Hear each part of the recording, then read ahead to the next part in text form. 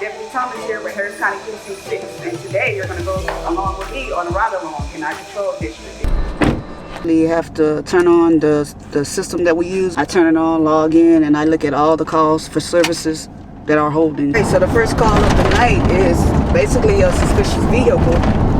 So what I'm going to do is just in-service the area, see if I can come up on that vehicle that they dispatched me to, and we'll just go from there. So we're going to this suspicious vehicle call, and basically this is what we consider a code 3 call. So basically when you get to a suspicious vehicle call, you just have to make sure you first log in the Texas license plate or the license plate, just in case if the vehicle try to evade from you, you'll have their information in the system. Maybe they're here because maybe they need medical attention, or they may just pulled off the side of the road because they're tired. So you just talk to the driver and try to just find out more information of why they're in the area parked. So we did make it to the location, and we in-serviced the area, and we didn't see a vehicle matching the reportee's description.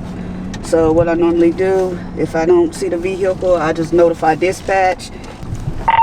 Be advised, I in-serviced the area and I didn't see a vehicle matching that description. Can you go ahead and clear the call and found it? You didn't see any vehicle? All right, well, come back with me towards the main street, because it was 2 cars that was parked in there. I don't know if they had like an accident or what, but I just want to check on them and make sure everybody's safe and they don't need medical attention. All right, good.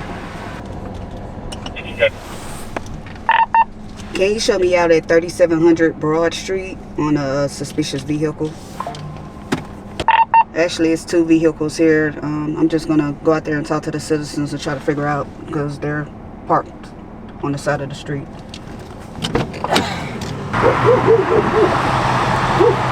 So basically, the car was struck on the passenger side of the vehicle, and the other car, which was vehicle 2, struck the vehicle and they left the scene. So basically, I'm gonna work a minor accident and just get their information, make sure they don't need medical attention, and go from there.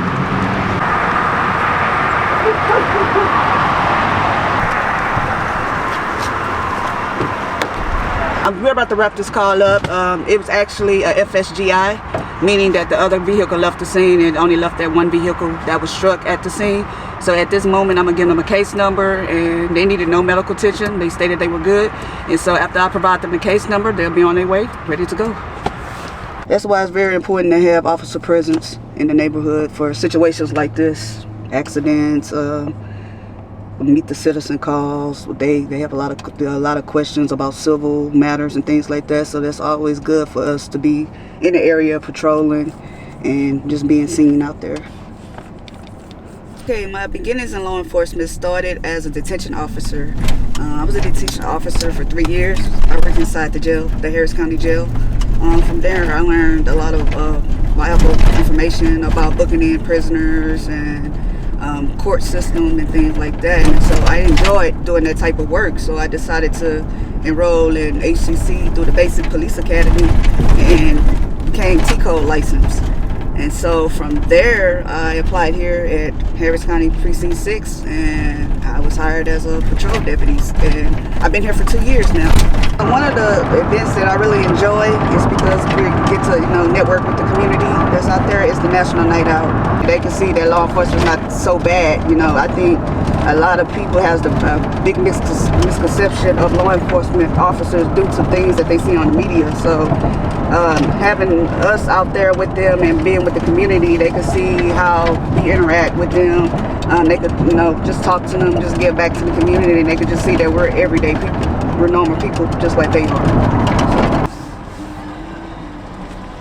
And they look like they may be having a family gathering. Normally when there's a loud noise call, I turn on my lights.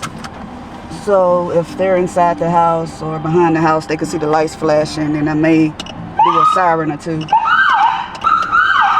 See, once you do a siren or 2, they'll bring presence that law enforcement is in the area. And then now I see that it's safe to possibly make contact with the homeowner. Recording. I identified the address where the loud music was coming from, so what I did, I made contact I approached the homeowner. I advised the homeowner that their music was extremely loud. I heard it from turning from the street. So basically they gave me identification. I'm going to log their information in, stating that I came out here. I spoke to the homeowner about the music being too loud, and they're going to adjust the music, and we'll be done. When I'm not at work, some of my interests, some of my hobbies, I like to write and record music. I do have a home studio where I do a lot of writing, I do a lot of recording. I did attend college and went to Texas Southern University, and my first major was music education.